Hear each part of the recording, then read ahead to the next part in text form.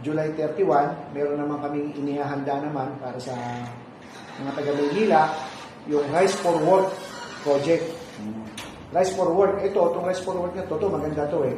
Kasi tatargetin namin dito, yung mga magulang na mag-aaral sa daycare. Habang hinihintay nila yung mga anak nila, kumikita sila. Pero ang kita nila, hindi pera, hindi in terms of ng pera, no? Ay bibigay natin 3 kilong bigas.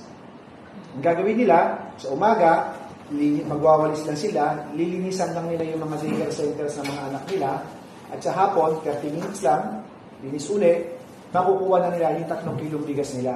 Dito ang target namin is around 500 to 700 beneficiaries sa buong Maynila sa 4 na distrito.